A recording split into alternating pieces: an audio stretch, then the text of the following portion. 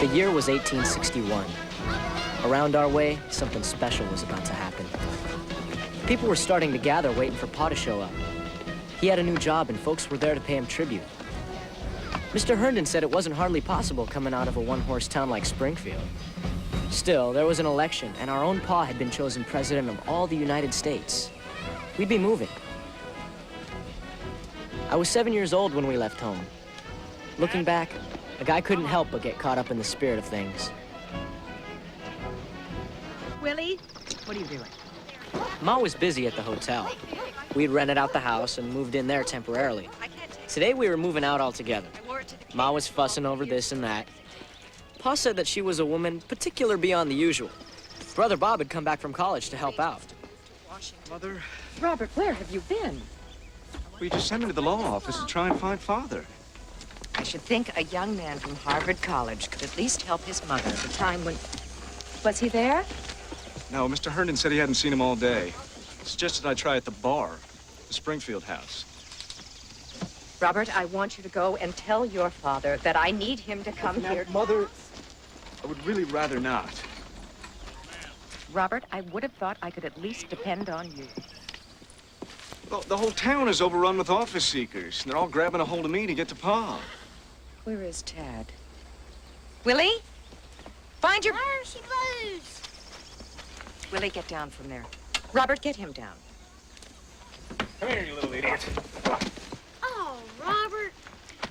Willie, I want you and Tad to change into your new suits for the ceremony. Where is Tad? Robert, I want you to go to the Springfield house and tell your father to interrupt whatever story he may be telling and come here directly. Willie, I want you to find Tad. Oh, Ma, he could be anywhere. Willie!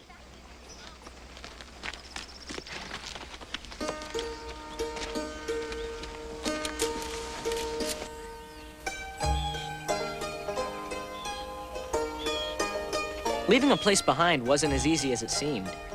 We had lots of friends there. Willie and me had a tree fort and a raft, and we could go swimming in the river. There were frogs to catch, and plenty of catfish, and a deep spot for diving. Summer was best. Also winter when things froze over and we could skate. To think on it, there wasn't much about the place we really didn't like.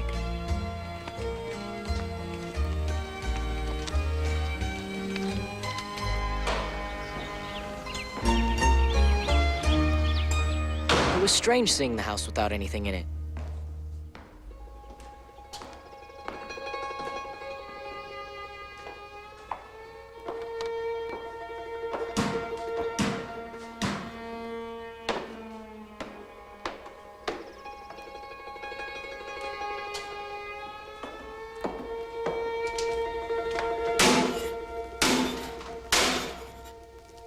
Makes a prodigious sound, don't it, son?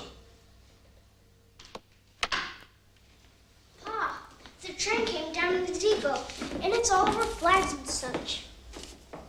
That's a sheep's nose apple. Can't say I had one since New Salem days. Feller sent me a barrel of them yesterday. I don't rightly remember whether he coveted the job of postmaster at Elkhart or ambassador to Spain. Well, now, Tad, what are you doing over here all alone? I just wanted to look at things. I mean, before we have to go to Washington, District of Columbia. Seems like a reasonable plan of action to me. It is important when contemplating a removal to fix things in your mind, because there's nothing worse than later on trying to remember and finding it all fuzzy and vague. I can remember the first time I ever left a home behind me. Suppose I was about your size. My pa, he had the same name as you, Thomas. Did they call him Ted, too? No, just Tom. How come I'm not just Tommy? Well, when you were a baby, you looked as small as one of the tadpoles I'd catch in the creek. And I guess it just stuck. Anyway, when we left, my pa just let the fire go out on the hearth, loaded up the horse, and just headed out. Never even barred the door. I remember I sat up on the back of the horse, all scrunched around, looking back, and I could see the cabin through the trees. The door swinging open on one leather hinge. My sister Sarah's corn husk dolly dropped on the door sill. My mother never did look back.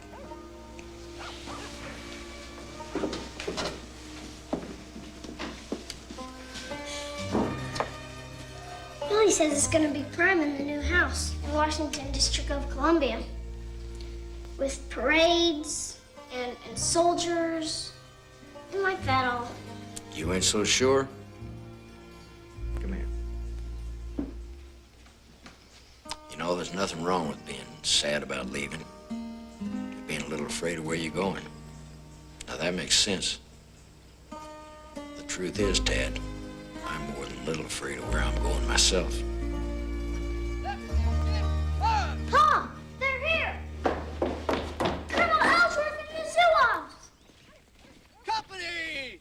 Halt! They got red pantaloons!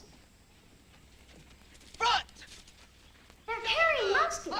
Elmer's got a sword. Order! Arms! Parade! Rest!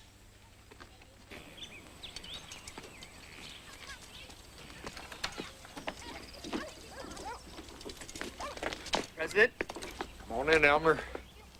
President, I have dispatches from General Scott. He's very concerned about your personal safety. Threats have been received against your life. And, there will be a detective joining us in Chicago, Mr. Pinkerton, but until then, Until then, Elmer, I have absolute confidence in you and your gallant Zoobs. Thank you, sir. But we're not really soldiers. They're just volunteers for fun. You be careful, Teddy. Don't worry, I don't actually keep it sharp, sir. You may have to, Elmer, one day. Elmer, Brother Bob says there's gonna be a war. He says the South hates Pa for getting elected. If there's a war, I'm gonna be a Zoo-Op with red pantaloons. Be careful, Teddy. Put it down. Ted, Ma says you got to come home right now to put on your new suit for the cars. She's looking for you too, Pa. Real particular. She says whatever you're doing, you have to come right now. She says you and I to stop to swap stories every time Dick and Harry on the street. Shoulder, arms. Right shoulder shift, arms. Without doubling, right, face.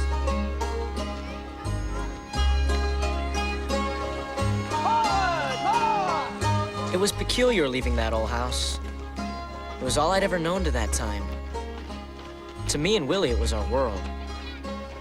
I guess we just figured we'd be there forever. Pa said we'd come back someday.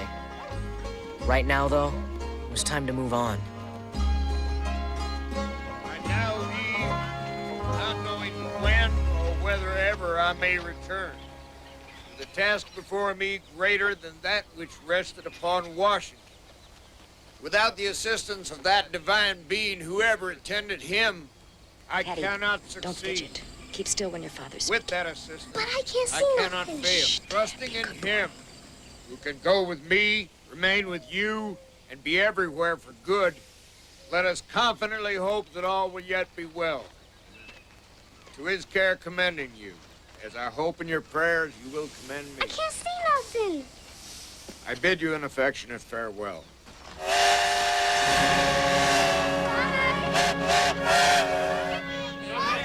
And then we were going.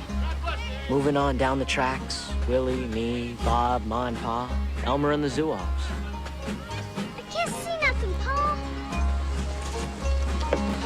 Oh, for pity's sake, be careful, Mr. Lincoln. Seeing the people getting smaller and smaller, waving, made time just sort of stand still. It was like it was real, and yet it wasn't.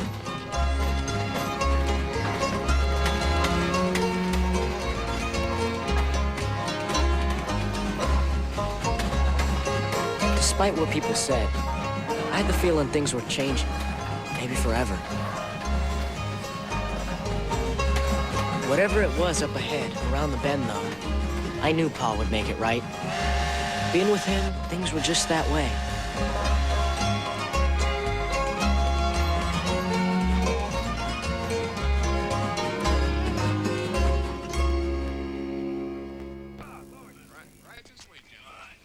What? Moving in wasn't hard at all. There were all kinds of people there to help. White House, indeed. Shabby. Just plain shabby. This place is a national disgrace. Guilt. Peeling right off. The draperies, they're threadbare. You could put your finger right through them. Yes, The ma'am. place was big, and though it wasn't especially old, Ma, of course, found plenty of things not to her liking. Pa said it was because of her high standards. I wouldn't, ma'am. Some of them be a mite indeterminate.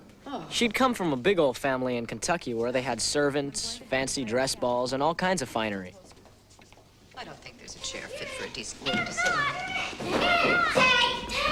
Tad, Willie, stop it, stop it, stop it.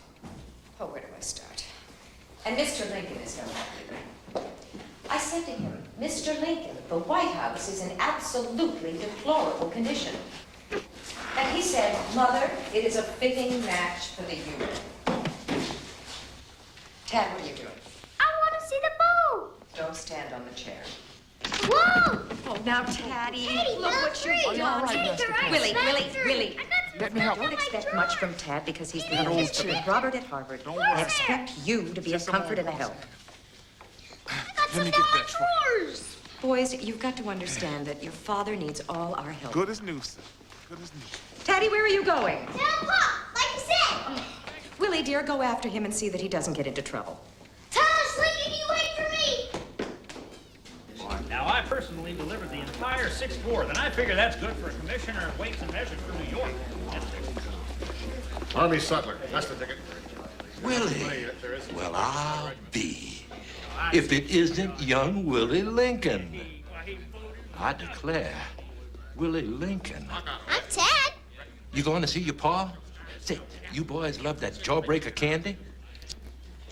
Get yourself a whole sack full. You just tell your pa that Otis Bixby of Philadelphia needs a minute of his time. Tell him it's about the appointment of collector for the Port of Philadelphia.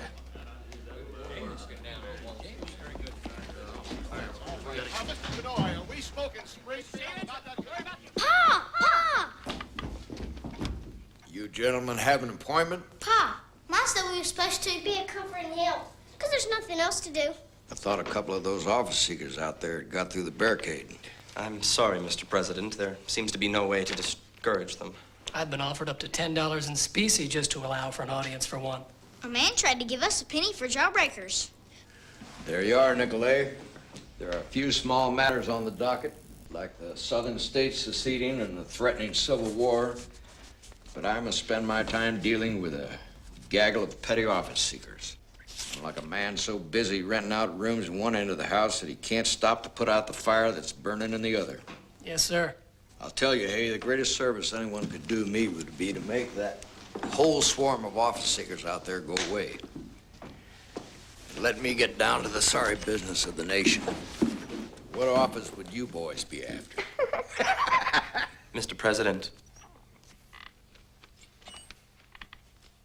there are important matters. I'm afraid Mr. Nicolay is right, son. Now, you all just run along somewhere. Pa, there ain't nothing to do. Ma says we was underfoot. Never mind, boys. Everybody has a task to do. Isn't that right, Mr. Nicolay? Oh, yes. Yes, sir. Now, boys, you go on and find yours. General Scott is becoming increasingly concerned about the situation at Fort Sumter in Charleston Harbor. We wasn't much of a comfort and help. I sure wish we can get rid of him for Pa. Who? That Mr. Bixby from Philadelphia. Tad! Wait up! I mean, with the South getting out, what? Look at all the jobs that'll open up in the War Department alone. Now, there's gonna be 50 clerkships. Well, Sonny, what is it now? You want to see old Abe?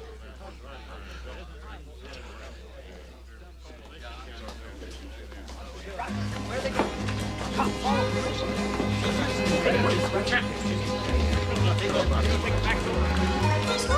Oh, let's, gentlemen. Here. Right through here. Come on. Follow us, gentlemen. This way.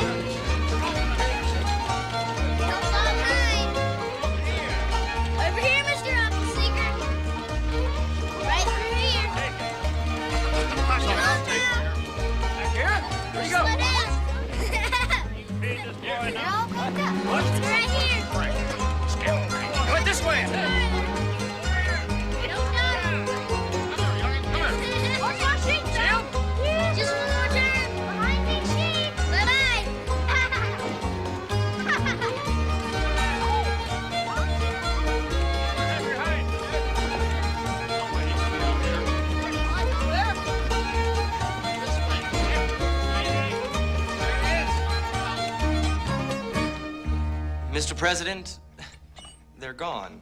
Who? The office seekers in the corridor, they're all gone.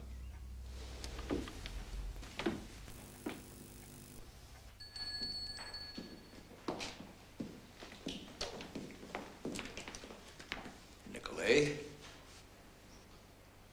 I believe this rivals the parting of the Red Sea.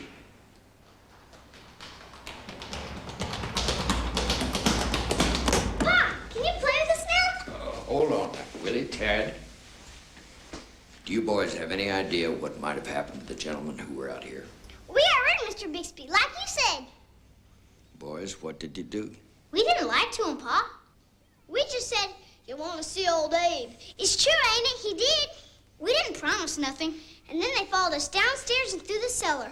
And out the back door. And through the clothesline. And then we ran around. And came right back in the front. Pa, now you can get down to the sorry business of the nation like you wanted. And when you're done with that, you can play with us.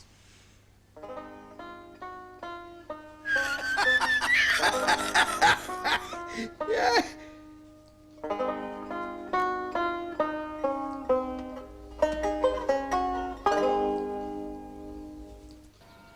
Can you see it, Tad? No, it's too little. Move it this way until you see the church steeple. I see it, I see it. That's the flag of the Confederacy over the hotel in Alexandria, Come Virginia. on. Let me see, Elmer, let me see. I didn't get a long enough turn. Now, Willie, if you look past the hotel, you can see the artillery battery. I see it. The guns are pointed this way. Oh, are they gonna fight a war? Well, nobody knows, really. They're waiting. I bet you and Zogs will lick those sessions till they holler, nup, nup, put 'em stuff. Well, I hope I get the chance to find out. Now, listen, boys, I have to muster up the guards, so it's time to go in. Aw, can't we look at that old sesh flag some more? I promised your mother I'd keep you boys out of trouble. She wouldn't want you to fall off the roof. That's awful close, ain't it?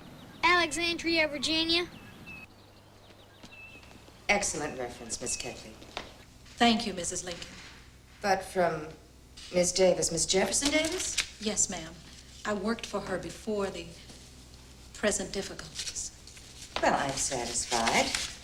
We will keep your past employment record a state secret. Were you her slave, Mrs. Davis's? No, ma'am.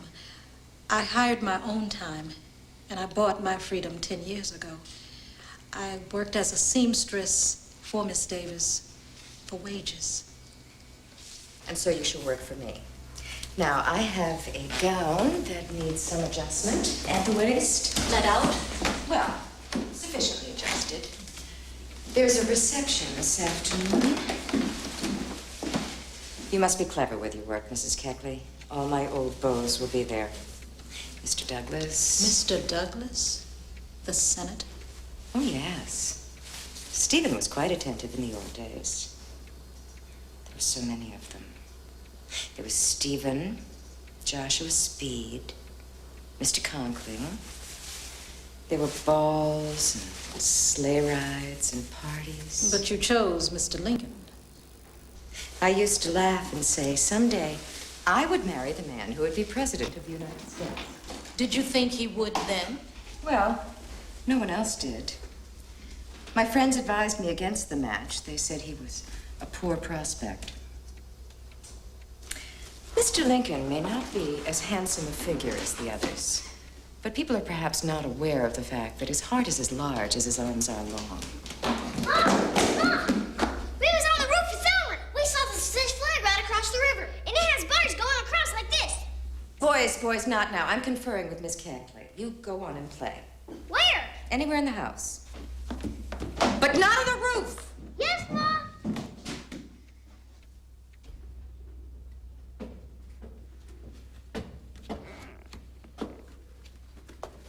I think we should go in. Well, why not? Mom said we shouldn't go on the roof. This ain't on the roof. It's under the roof. I don't know. Willie Lincoln don't dance across this line. I do too, but Ma said not to. Scared of death's bound to be last. I ain't neither. Ain't nothing here anyway. Just old trash nobody wants no more. Who's that? I don't know. James Madison. Is he the one Mom and Pa had to supper last week? No, he's just an old Tommy out of history. Hey, look,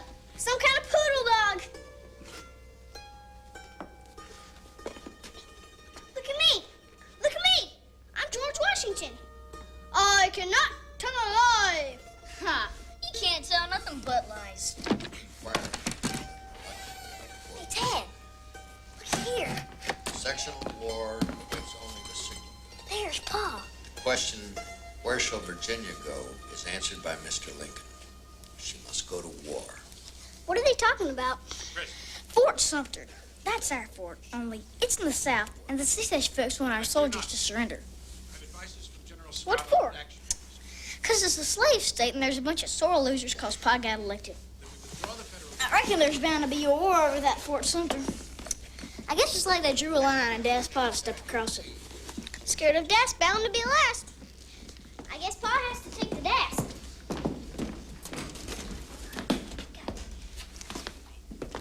Hey, Willie, looky here.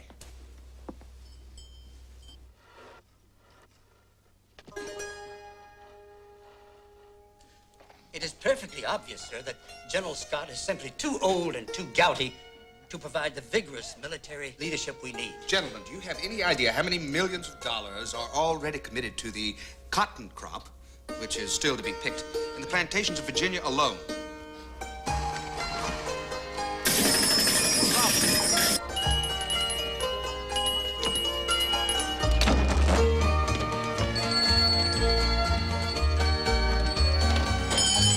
Yes? You rang, sir? Mr. Hay? Yes, ma'am?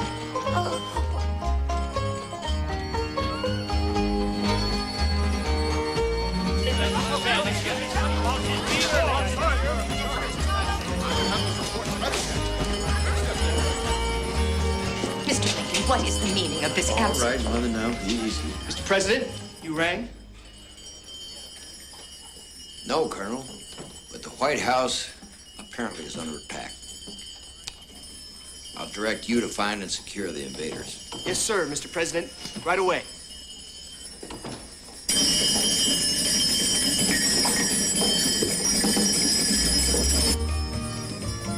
Hey, get out.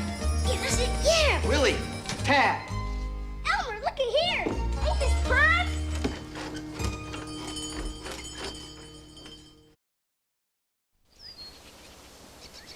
It is humiliating. Every bell ringing. The entire mansion in an uproar. I say let them play, Mother. This house can use some laughter. Will you encourage them? Everyone in Springfield said you let them run wild. Oh, why should the spirit of mortal be proud? A swift fleeting meteor, a fast flying cloud, a flash of the lightning, a break of the wave. He passes from life to his rest in the grave. You trot that out just to change the subject. Yes, ma'am, I do. But the sentiment's fitting. Now, we should set an example for them. They are old enough to follow the rules of propriety. Propriety will have him in his shackles soon enough. Well, we should at least set boundaries for them. A designated place for them to play. The back service yard. The back service yard? Well, I don't see how they can get in trouble there. Oh, Dad. Stay still, you goat. Go ahead, Ted.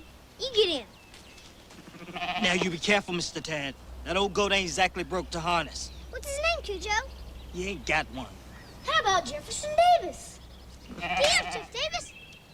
I said get up.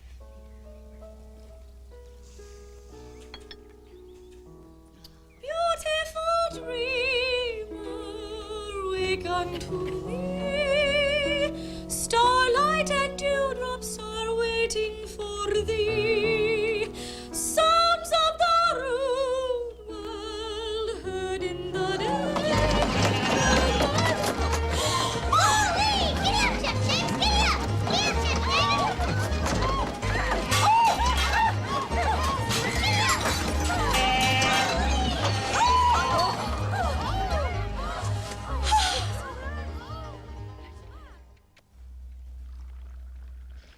Mr. Lincoln, it is not amusing. I'm sorry. Miss Throssell has lost her singing voice completely. No small loss, I expect. You understand that the influential and respectable people of Washington consider us lacking in breeding culture and decorum? No, Mother. I always thought the Todd side of the family had enough breeding and decorum for all of us. You indulge them beyond the point of Christian tolerance and decency. Mother, the boys are just lonely. I mind how that was, picking up everything and leaving. They have no friends. I feel they may need someone. You're right. You're right. They are in need of fellowship. But decent, well-behaved children. And someone to look after them. Someone young enough to sympathize, but ladylike.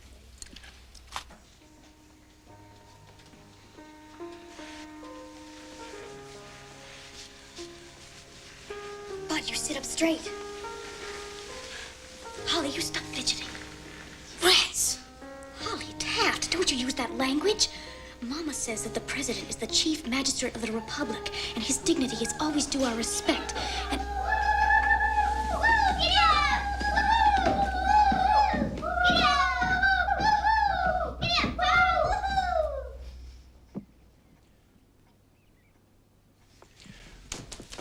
Well, now, here's a pleasant and an unexpected aspect.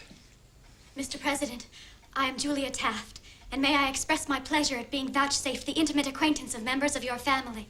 Well, I'm equally pleasured, Miss Taft, at vouchsafing whatever it is you're vouchsafing. Mrs. Lincoln arranged with Mama to have Bud and Holly to play with your little boys, and I'm to keep them out of mischief. Now, that will be a Herculean labor, Miss Taft. Do rise to the occasion. Does it really shoot? Sure. Mr. Sun showed us at the toy shop. I understand Miss Lincoln had something of a long talk with your ma. Mama says I'm to be a restraining influence on the boys. Well, I do hope you'll not be too restraining. These days, I think we might well let the children have all the good time they can have. Oh, I don't see how anyone could have a good time when you think of the news. Well, I suppose the trick is to avoid thinking of the news whenever you can. But with Major Anderson besieged at Fort Sumter by the Southern rebels, I don't see how anyone could have a good time or whether indeed it would be right. Well, Julia, as to that, I'm reminded of the tale of a rooster and a hen who were marooned on the roof of a chicken house in the middle of a flood. The rooster suggested to the hen that they marry on the spot immediately. Begging your pardon, Mr. President, but I was looking for General McDowell. You just missed him, Elmer. Mr. Chase took him over to the Senate. If you hurry, you can likely catch both of them. Yes, sir.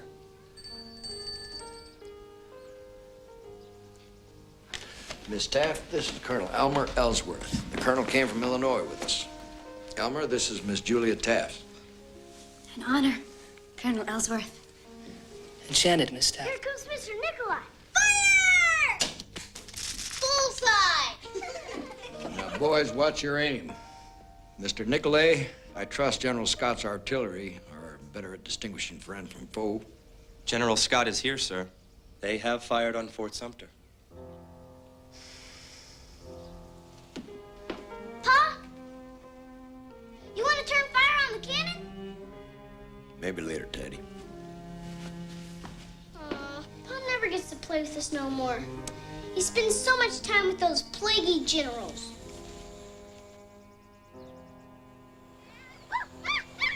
With Pa busy, we wound up spending lots of time with Miss Julia. I suspect we just about drove her crazy. Get down from there this instant. I'm one of Mr. Farnham's monkeys. Oh, Thomas Lincoln, I don't know what's come over you today. You were absolutely horrible in church. I thought it was prime. When the minister started praying for Pa, and all those sessionists walked out banging on the pews. There was no reason for you to bang ours. You want them to think you're a rebel? I was just having fun is all. Hello there. Miss Taft, I'd inquired of you, but they said that you'd gone to church. We are only now returning. So I see. May I walk with you, Miss Taft? Well, I have to keep an eye on the boys. Well, we could go in a circle if you'd like.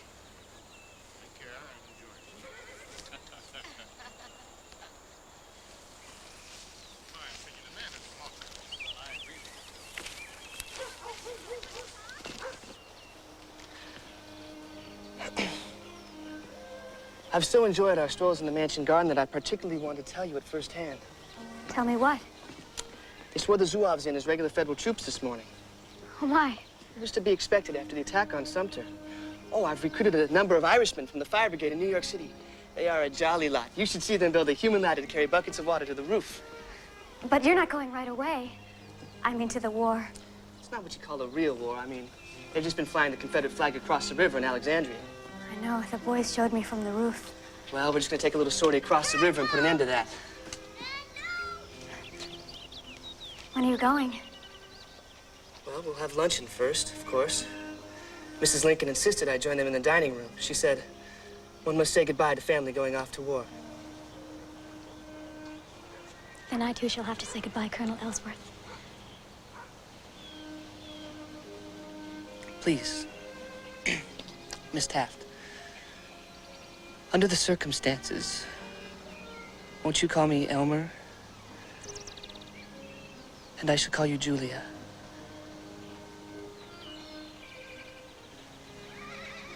My dear Julia, won't you give me your sash to carry with me? You mean like in a novel by Sir Walter Scott? Exactly.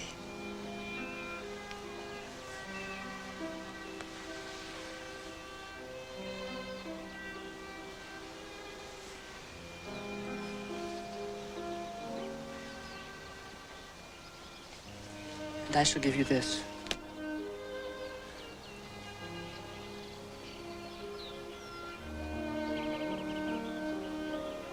Over here, Tad! Willie, Tad, we must go now.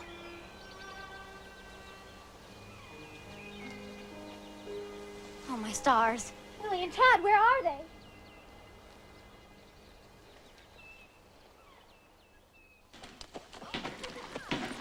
We were all plenty envious when Elmer took the Zouaves into Alexandria. Like as not, he'd wind up getting a medal or some kind of commendation for it. We were all excited for him.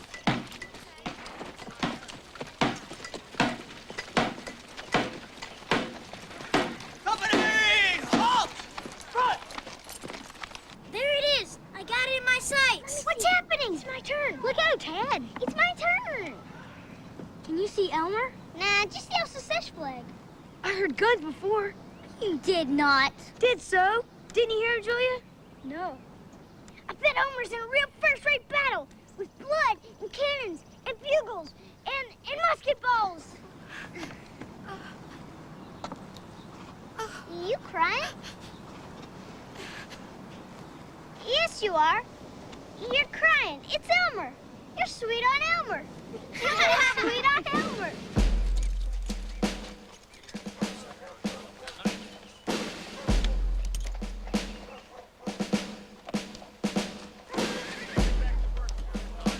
Get that flag, Colonel!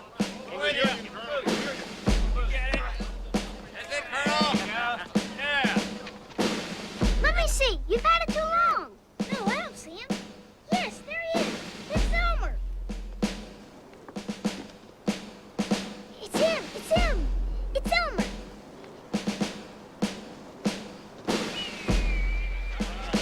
Out with the start fire. What's happening, Tad? Let me see. Flag. It's all over. Elmer's got the flag. It's coming down.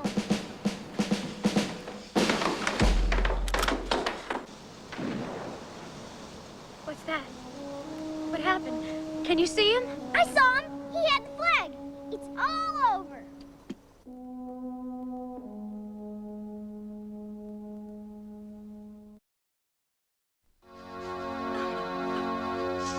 Now, friends, let us pray. The Lord is my shepherd. I shall not want. He maketh me to lie down in green pastures. He leadeth me beside the still waters. He restoreth my soul. He leadeth me in the paths of righteousness for his name's sake. Yea, though I walk through the valley of the shadow of death, I will fear no evil, for thou art with me. Thy rod and thy staff, they comfort me. Thou preparest a table before me in the presence of mine enemies. Thou anointest my head with oil.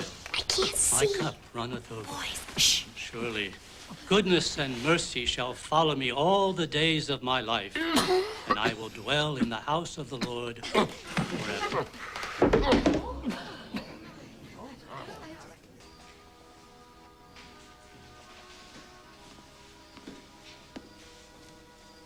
Mother, you've got to come back. It is too much. Tad, in the middle of a solemn, sacred moment, pulling that chair over. I saw that. How can you smile? How can you revel in his disrespect at a time like this? Now, Mother. I've lost them. Eddie, Elmer, my brothers. They're in this war. They're going to die. I know they will. Mother, there's been no word about your brothers. There's no reason to believe one way or another. They're my family. And I have to pretend they don't exist. I know, Mother. I do understand. Do you? I do not understand you, Mr. Lincoln. In the face of death, you laugh. It's just Taddy. Let him play. He'll understand death soon enough. It's all around me. I can feel it. Sometimes I don't think I can hold on.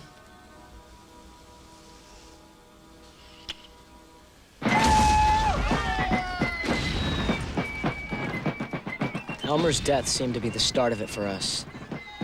After Sumter fell and Virginia seceded, there were 11 states in what Mr. Davis called the Confederate States of America. They recruited an army to fight us. Pretty soon it was full-out war. Pa formed an army of his own.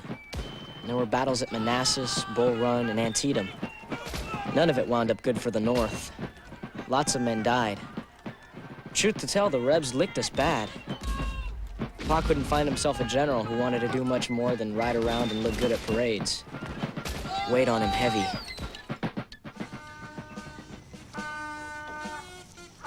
We knew plenty of boys from back home that were giving their lives for the cause. Colonel Baker took a mini-ball and died in Virginia. The 11th of Illinois got cut up at Fort Donaldson. Bad as it was, the dark days had only just begun. Not too long, Miss Keckley. Every time I walk down that corridor and see those dreadful men chewing tobacco, I want to send my petticoats out to be cleaned. What is that? The boys are probably burying Jack again. Oh, no, not in the flowers. I'm afraid so, Mrs. Lincoln. Mr. Watts is coming after them. Oh, he'll be furious. Julia, dear, run down right now and tell them they mustn't. Boys, not in there. Not in there. Now, look to here. You done buried that confounded doll 6 times in the last 3 days. But he was tried and convicted of sleeping on his post. In the face of the enemy. That's why the Rebs licked us at Bull Run. Look to here. I done told Miss Lincoln now. I ain't gonna put up with this foolishness. Now, hissing you was mine. Boys, maybe Jack doesn't have to be buried this time. Sure he does. In case of typhus fever, with full military honors. Maybe you could pardon him. I could. He's commander-in-chief. Let's go. Wait, boys. Mr. Lincoln can't...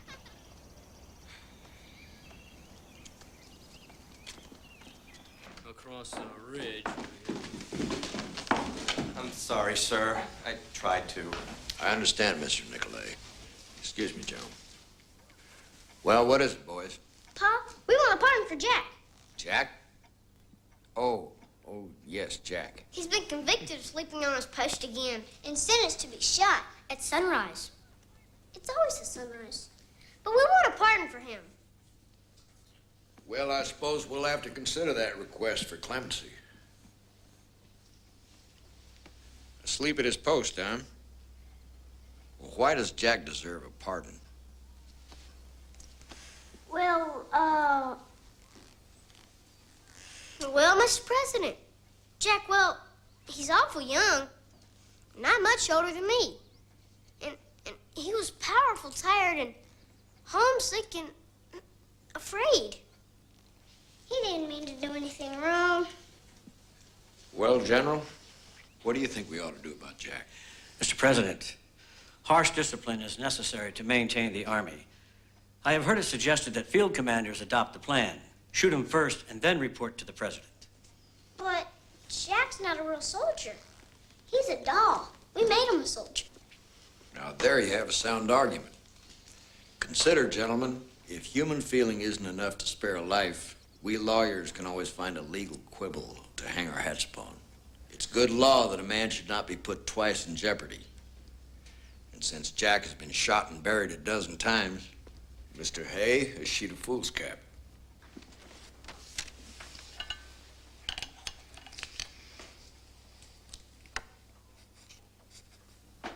The doll, Jack, is pardoned by order of the president.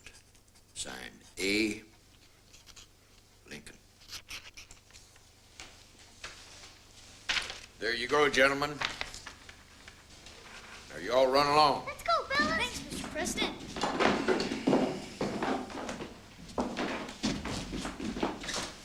Well, now, gentlemen, I believe we were discussing a somewhat similar case. Not precisely, sir. The prisoner in this case was duly tried by a military court for desertion and... I know, and sentenced to be shot. Well, what I need here now is some neat pettifogger's quibble, like the sort that just saved Jack. Mr. President, the man was a coward. Well, there's no doubt about that. God knows most of us are cowards at some time or another. I believe it was Shakespeare who wrote, "A coward dies many deaths before his time." So it could be maintained that, like the doll Jack, your young soldier was in far more than double jeopardy. Really, sir? Mr. Hay, prepare a form of pardon for me to sign. Really, Mr. President, I protest. General, I go arm in arm with melancholy so often these days, so I shall go to bed happier tonight. Julia, what's all this? It's Jack. They just convicted him again. This time it was for spying. They're gonna hang him from the trellis so they don't have to dig in the rose garden. Mr. President, the pardon.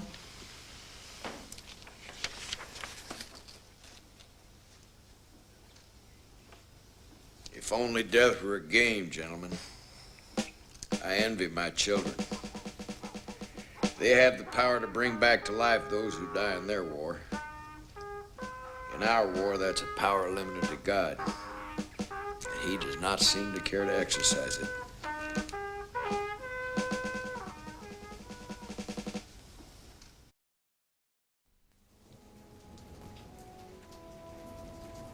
Despite the war, life went on at home.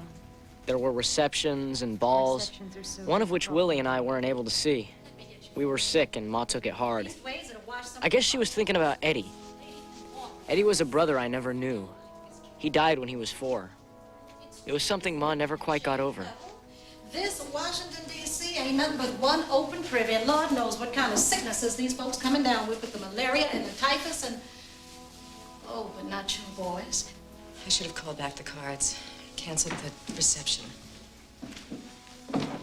We should have canceled dinner. Now, Mary, Dr. Stone said Willie would recover soon. But he's worse. I know he's worse. Well, Mr. Lincoln, what do you think of Mrs. Lincoln's new gown from New York? Well, now, I must say, ladies, you would think with all that white lace trailing over the valley, there might be a little left over to obscure the hilltops. Mr. Lincoln. Well, you stop that here. Miss Lincoln has a very beautiful neck and arms and a... That's all right, Miss Keckley. Mr. Lincoln is trying to divert me by teasing. But I know him. We know each other.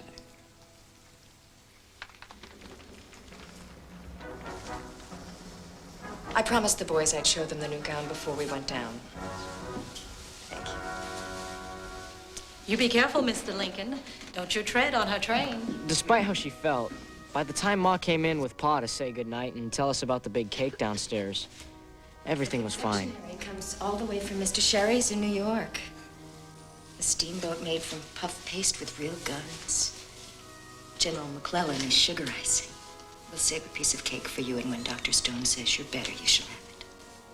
Pa, I'm right here, Willie. Was it in the newspaper? It was, son. Can you hear me, Taddy? Mm-hmm. To the editor, Washington National Republican. Dear sir, I enclose my first attempt at poetry. Yours truly, William W. Lincoln. My name is there? Oh, yes. Actually, it says, William W. Lincoln, lines on the death of Colonel Edward Baker.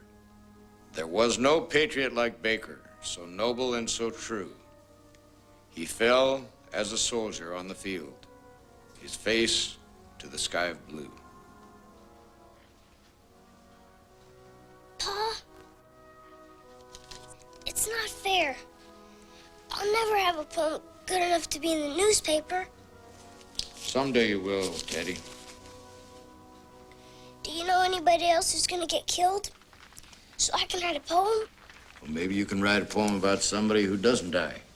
Dead poems are easier. Mr. Lincoln, I'll stay with the boys now. Pa, is that the music from the Marine Band? I believe it is. What are they playing? Caddy, I only know 2 tunes.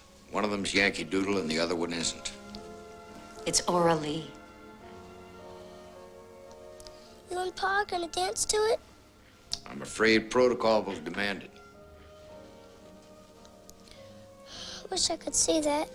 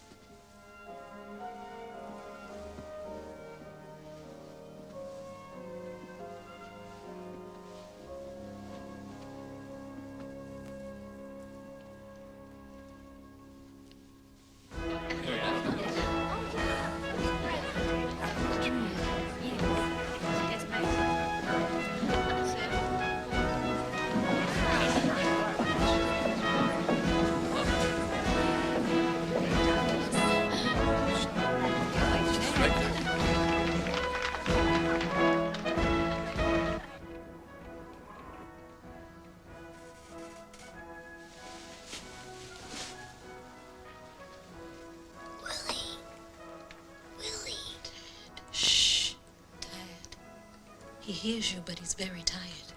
Now you go back to sleep.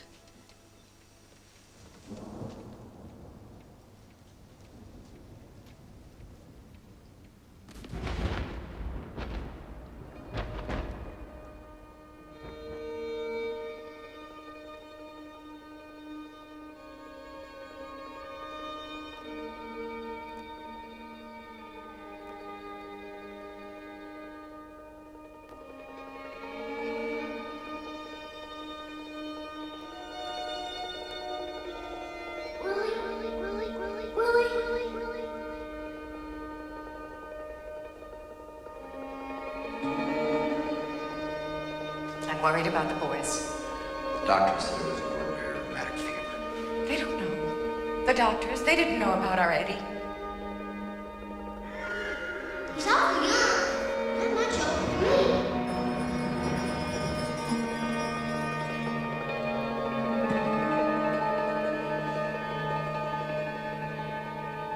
Hey, let's play. Let's play, Willie.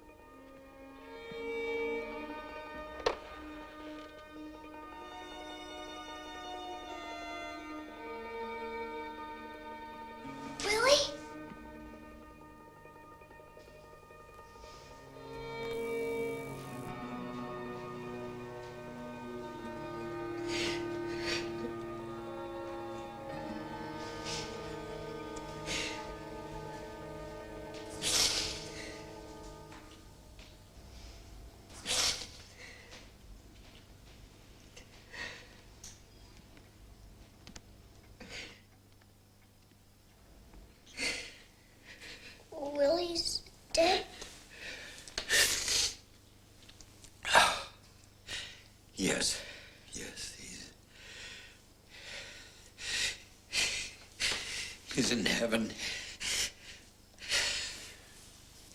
God has called him home.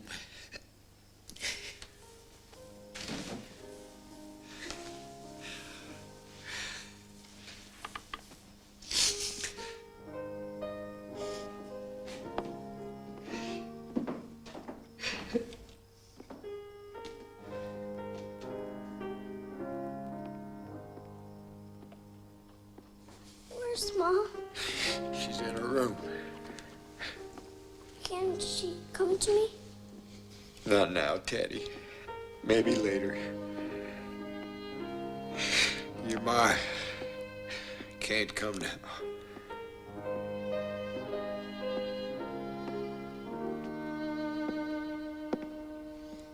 Into bed now, Teddy. I'm so sorry, Mr. President.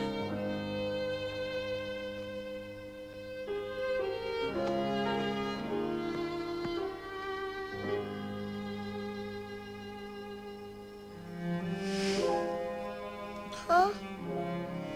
Willie won't ever talk to me no more. No, he won't.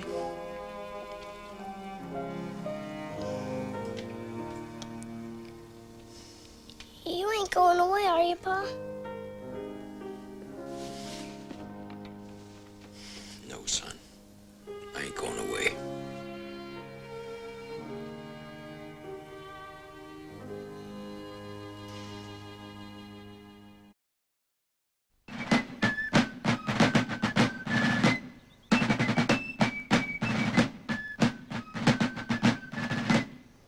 Losing Willie made life different to me. Things would never be quite the same. Sad as Pa was, Ma took it even harder. She said the joy was gone from things forever. She had built a sort of shrine upstairs to those that had died. Eddie, Elmer, and now Willie. She stayed in her room crying.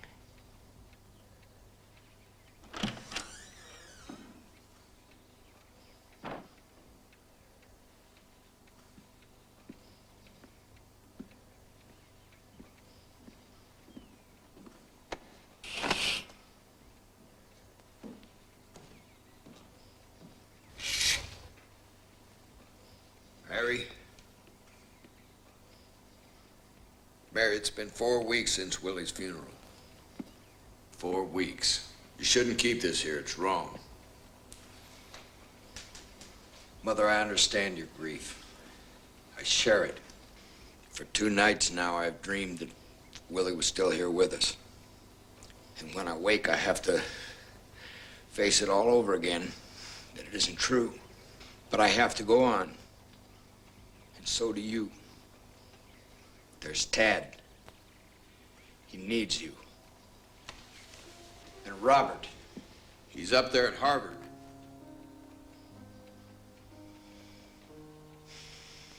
Mother, you must stop it. Listen to me. You see that large white building on the hill yonder?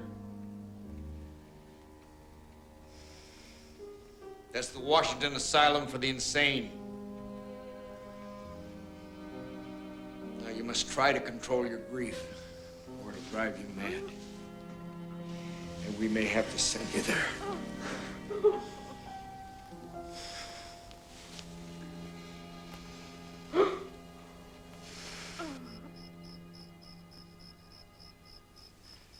Pa?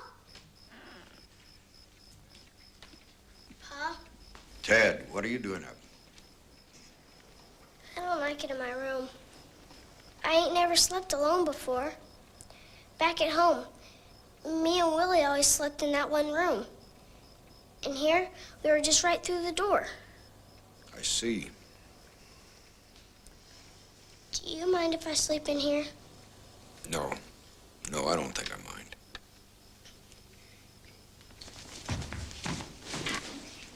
You lie down, Teddy.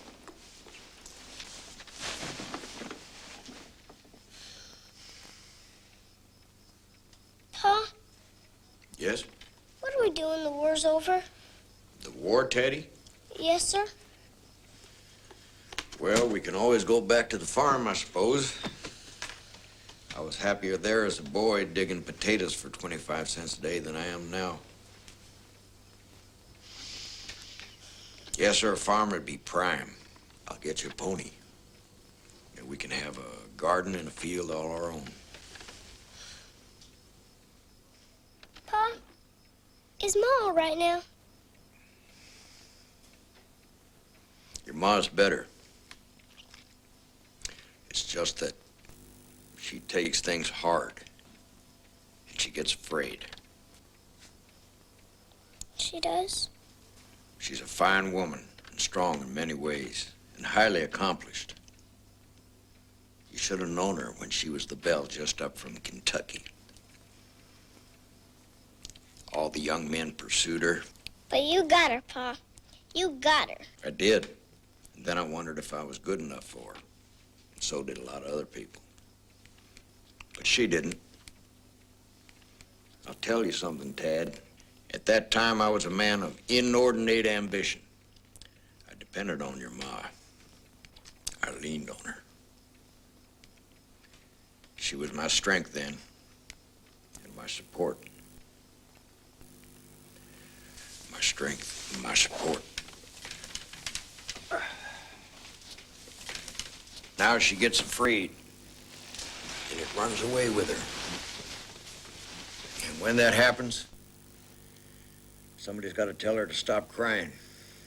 Someone just has to bring her back, that's all. Pa, if you have to go somewheres, I'll take care of Ma. I'll tell her to stop crying. I'm glad of that, Ted.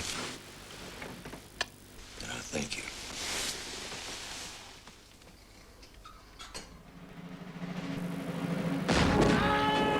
The war had been going on nearly 2 years. I never saw Pa more despondent. It seemed everyone wanted a piece of his hide, but he stayed the course.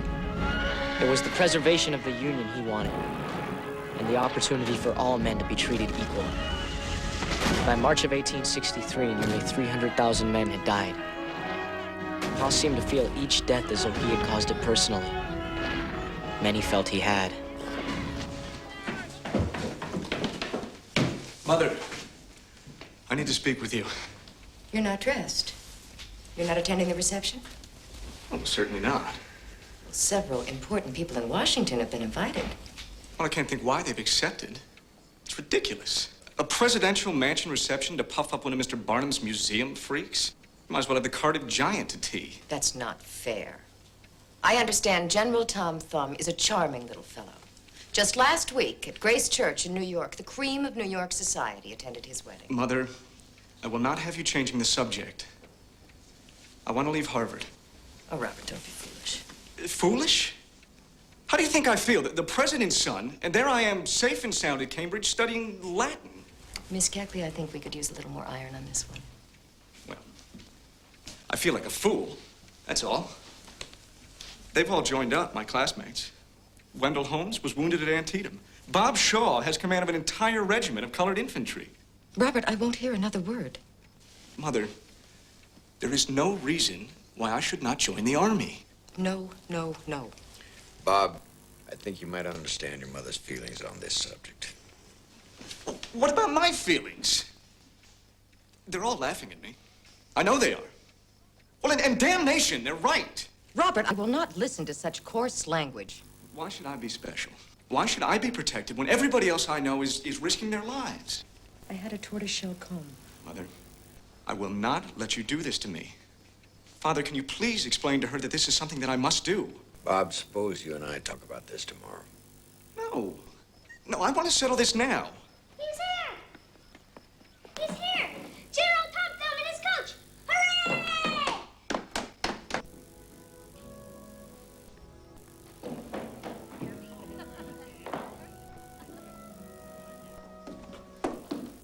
I'm bigger than you.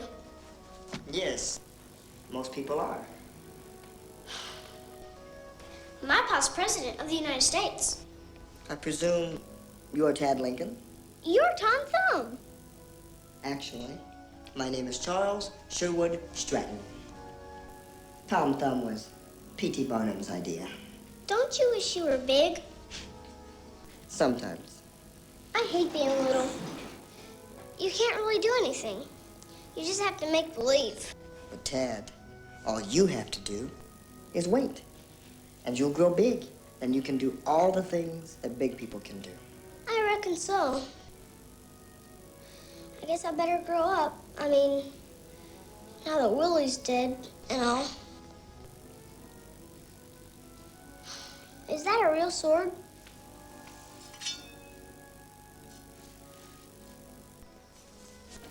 Are you a real general? Nah. That was Mr. Barnum's notion, too. Could my pa make you a general, even if you're small? I imagine your pa could make anyone a general. Not Brother Bob. He wants to be a soldier, but Ma won't let him. Of course, I couldn't be a general. I'm too small. I mean, too young.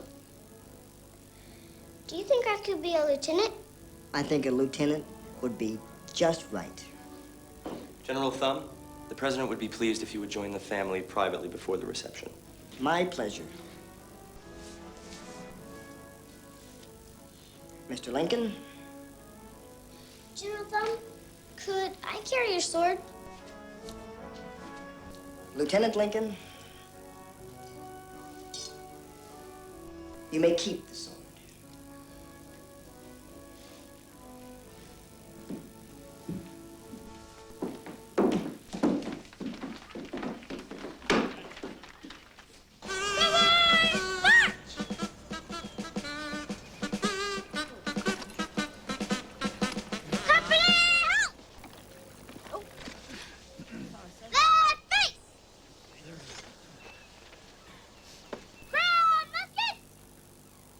Got muskets.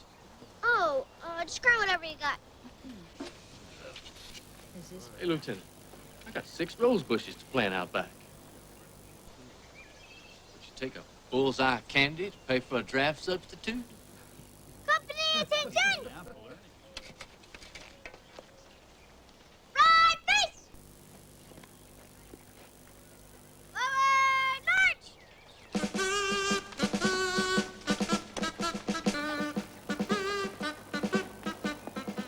He has them posted on sentry? Yes, all over the White House. Gardeners, kitchen men, porters. There's an Irish groom by the front gate so drunk he can't even stand up. Well, I don't see how you can laugh. He's just being a little boy, Bob. No harm done. Father, don't you see this makes you ridiculous?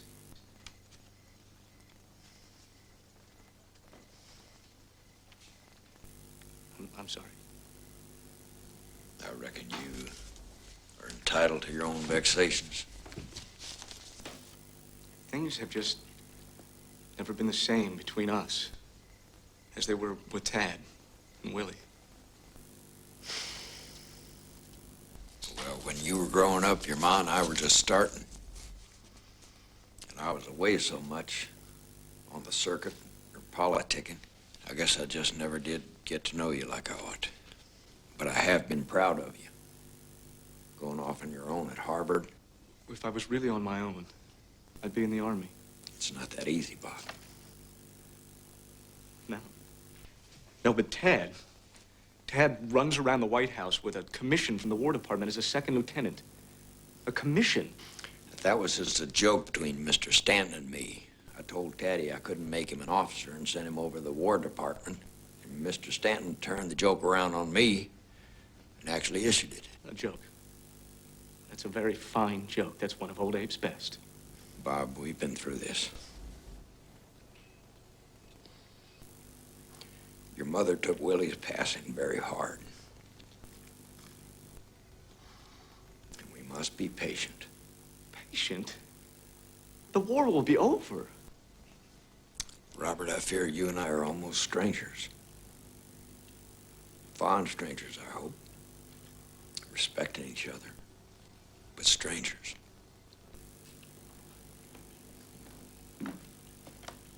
I beg your pardon, Mr. President. It's the boy. He fell asleep in the guardroom. Thank you. It's Pendle, isn't it?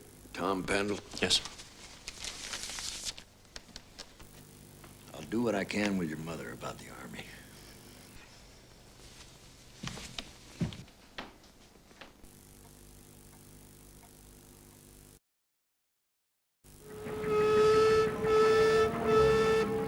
Time was moving on. Pa had found himself a couple of generals he liked. Ulysses Grant was given charge of the entire Union Army. A man named Sherman had marched federal troops south into Atlanta. The tide had turned. In our family, though, things just didn't seem to have the same sparkle. Brother Bob had joined the Army serving under Grant. All right, Taddy, cut the cake. Happy birthday, Mr. Tad. Me, I couldn't help but think on Willie. Pa said the best were selected for the greatest trials. Brambles do not get pruned, he said. You can actually see the tents of Lee's army from here, Mr. President. I do believe I can see them, Colonel. If the wind is right, you can hear the guns before Petersburg. Grant has written that it can't be long, that Lee cannot hold his position for more than a fortnight. Yes, sir. You agree, Colonel? I am hardly in a position to question General Grant, sir. Well, I suppose I am. He's coming aboard at City Point. I'll have to ask him. Yes, sir. Many battles had been fought in the meantime, at Vicksburg, Chancellorsville, Chickamauga, and a place called Gettysburg. Pa had given a speech there later where he talked about the brave men that struggled and died for us. Earlier, he had set free the slaves. The black folks themselves thought he was a kind of Moses. He's brought us safe through the Red Sea, one of them said. To them, he was a liberator and a friend. They prayed for him. To me, of course, he was still just Pa. He treated us pretty much as always, except he was more serious. I knew that some of the things he was thinking on were gonna have far-reaching effects. I struggled to understand some of them. You're a nigger too, ain't you, Miss Keckley? I am a person of color, Tad. Now, that's the way you say it. Yes, ma'am. Person of color. Mm-hmm. Were you a slave, Miss Keckley? Yes, I was. I belonged to Judge Hewlett Lewis in Charleston, South Carolina. Did my pa free you with his Emancipation Proclamation? No, I was free before the war. I hired my time as a dressmaker and bought myself free. That was 13 years ago. My grandpa Todd had slaves in Kentucky. Brother Bob said when we went down there to visit, he had a person of color just to do for him. He said it was prime. Well, now that depends on who is the slave and who is the master. Well, I wouldn't want to be neither.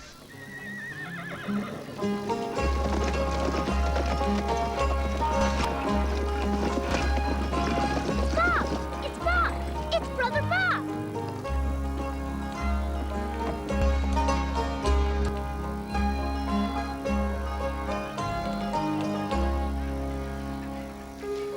Mr. President, I'm the bearer of dispatches from General Grant. Hey, Teddy! Look at you.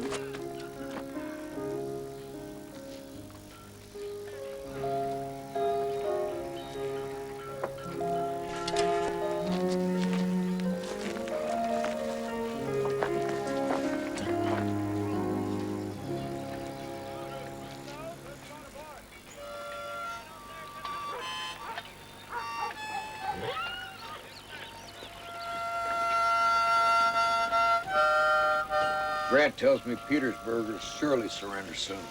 He's prepared to move against Richmond's defenses and drive Lee's army into the open. Yes, sir. It does look as if this war's running down. You'll have supper with your ma and me. I imagine General Grant can spare you that long. Yes, sir. He can't stand.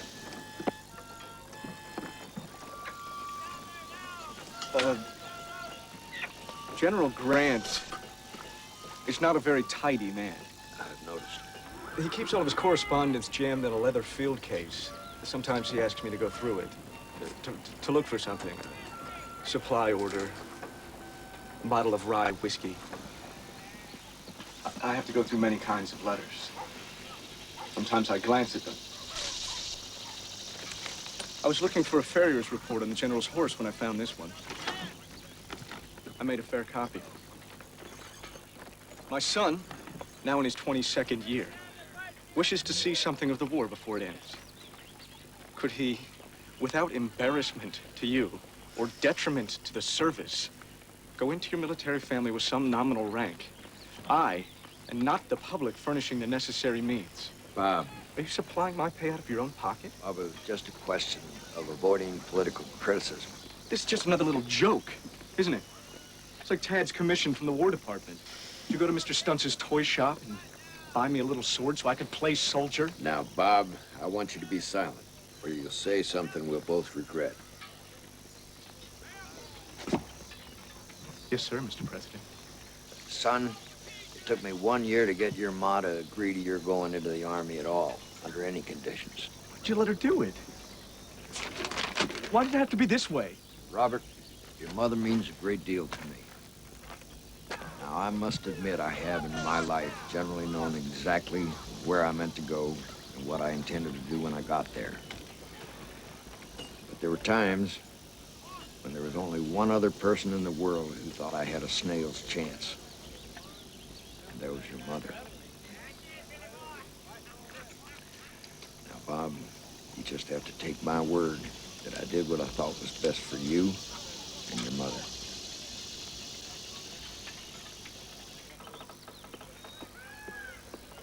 It was just a couple of days ago. We were going to a review of General Ord's whole army. Pa rode on horseback with Miss Ord. She's a real prime horsewoman. And me and Ma came along in a pokey old ambulance. Uh-huh. What happened? Well, Miss Ord rode up to Ma. She's a real pretty lady, and Ma just tore into her. Why? I don't know. For riding with Pa, I guess. She sure lit into her. And she cried a spell. What? Right there? Right in front of everybody? There was a passel of colonels and such standing around. And Pa. Marvelous. Just marvelous. That'll be all over the dang Army by now. You can be sure I'll hear about it. I always do. It's like that business with the bill for the White House carpets. When Pa had to go before Congress and that committee and make excuses for it. That was all over Harvard Yard. One pissmeyer came up to me and said, "Any expensive rugs in your room, Bobby dear?" I knocked him down. Did Father say anything? To Mrs. Ord or the General? He just stood there. Then he said, "Mother," kind of quiet, kind of sad. And he just walked away. I would have said something to Ma, but I couldn't think of anything. Well, there's nothing you can say when she gets that way. Bob, what's it like? What's it really like in the war? You know, I got to go, Taddy. I got 2 hours hard ride. I don't play war anymore. I don't play soldiers or shooting and falling dead. Not like I used to with Willie. Not anymore.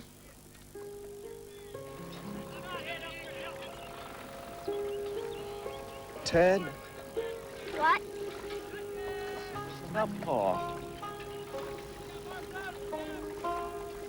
You see, now that Willie's gone, I never could talk to him about things. But you see, you're with him a lot. That's very important. You can talk to him. That's very important for Pa, to have someone to talk to him, particularly with the way Ma is sometimes. About all he's got left anymore. He doesn't play like he used to.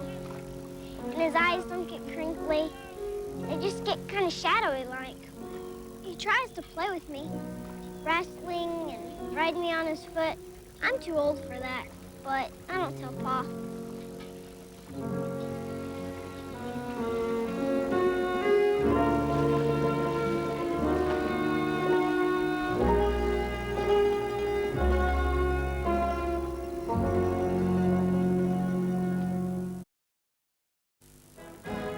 And then it was over. General Lee had surrendered and Pa had won. The South was back in the Union. People celebrated and danced till dawn. It was cause for all kinds of jubilation. Oh, Pa, I was just celebrating because the war's over. You celebrated your place at the table, son. Pa, I bet all those people out Father would love to hear you make a speech. No, I've made enough speeches in the last few days. I swear every time I face an open window, I find myself erupting into oratory. Every time you stand before an open window, I think of those wicked men who hate you and would stop at nothing. Mother, I believe I can manage another piece of this chicken. Like Pa always said, cream chicken and biscuits is soothing to the soul. Ah, they're playing Dixie. Again. Ever since you requested that song, we hear little else. Well, the war being over, we can live in peace with the music and with the brave men who were fighting against us. Mr. Lincoln, I would like to draw your attention to the important matters before you. I shall, Mother. I mean this evening. We have received 2 invitations to the theater. If you would prefer, I could respond and say that the president is far too occupied with important matters. No. Mary, between the war and everything else, we've lost our appreciation of the foolishly joyous. Girl, we must be more cheerful in the future. And I admire a good show. Can I go, Pa? Can I? There is a comedy at Ford's, Miss Laura Keene and her troupe and Our American Cousin. At the National, Aladdin and the Wonderful Lamb. Aladdin! There will be magic in them. I suppose a comedy would suit us. Robert, why don't you go with your mother and me to Ford's? If you'll forgive me, sir, I have an engagement. Engagement? With a young lady, I hope. I'm engaged, Pa. Can I go? I understand there are some illusions in Miss Keene's play that are not exactly appropriate for les enfants. Well, now, Tad, I'll tell you. You will go to Aladdin. Hooray! Hooray! I'm going to the show! Now, you be a good boy, Taddy. When you get home, you go right to bed. Pa, I wish you was going with me to Aladdin. Tell the truth, Tad, so do I.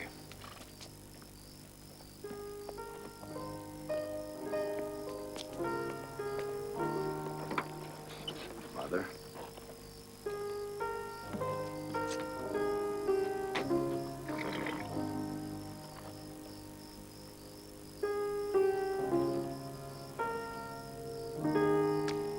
Get up.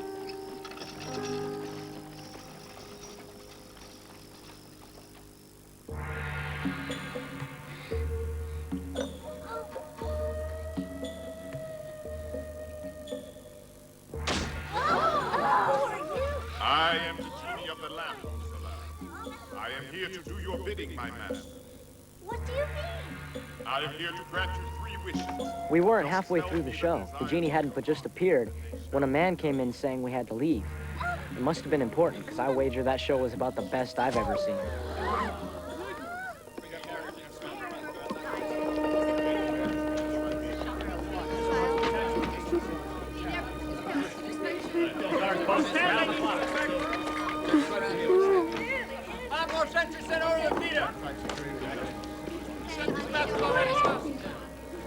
Where's Pa? Bring that carriage on down. Pa? Pa? What happened? More carriages going around the side. I can't. I'm... Mr. Nicolay! Not now. Smith, come with me.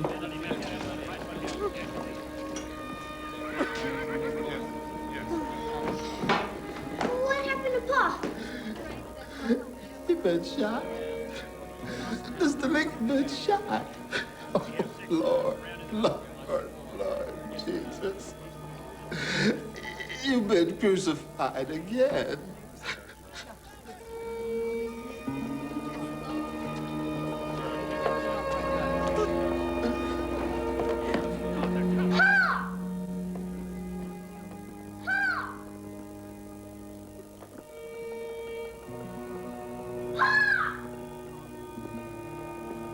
Hey, Lieutenant.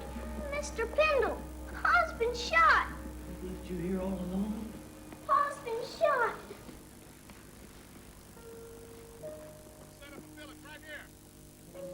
Hush now, Sonny. Hush now.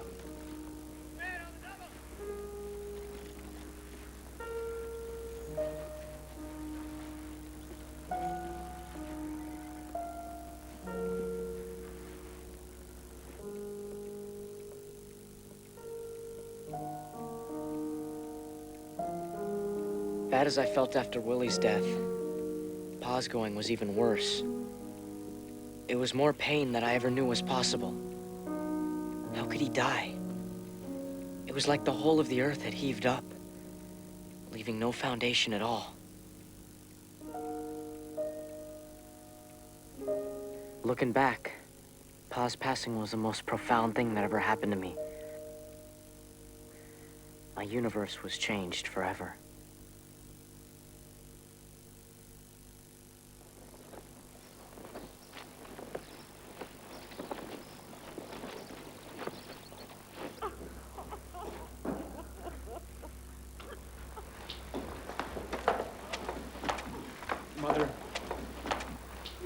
Mother, please, listen to me.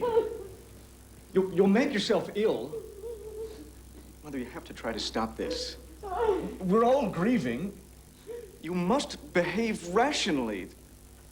Mother, please. Ma, don't cry. Don't cry, or you'll make me cry too. Come away, Tad. There's nothing that we can do. Mother, stop crying. Stop crying. I'm telling you to stop crying now. Don't be afraid, Ma. Pa said it's all right to be a little afraid. That's what Pa said. Someone has to tell her to stop crying. Ma, listen to me. Stop crying.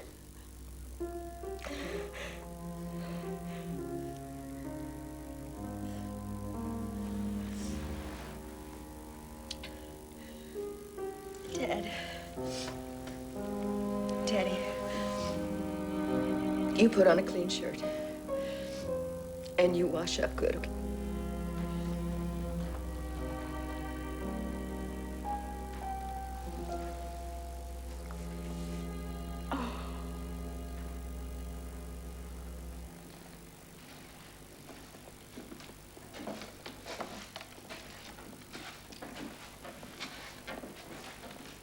Tad, you look quite properly turned out.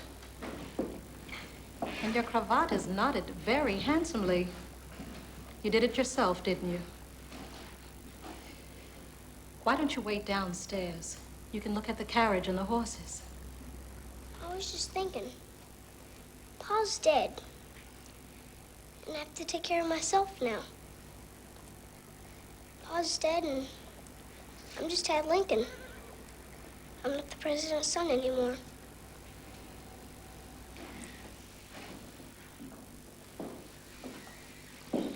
It's time to go now, Tad.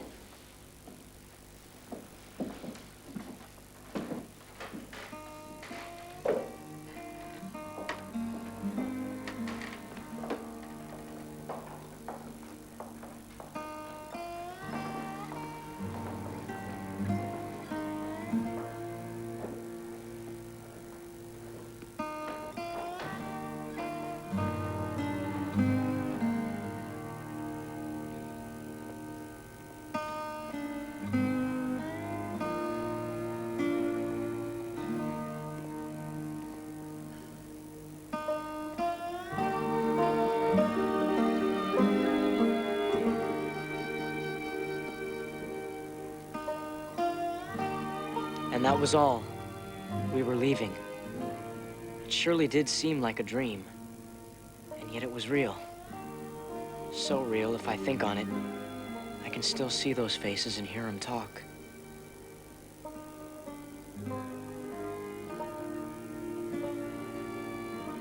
They say a tree is best measured when it's down.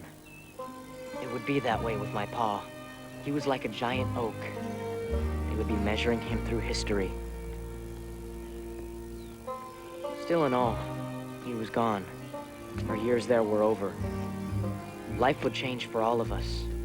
I surely felt it was changing for me. Life is a river, Pa said, never standing still. There'd be plenty yet around the bend, times to laugh and play. Still, I'd never forget the time we spent there with Pa and Willie, and the part of me I left behind.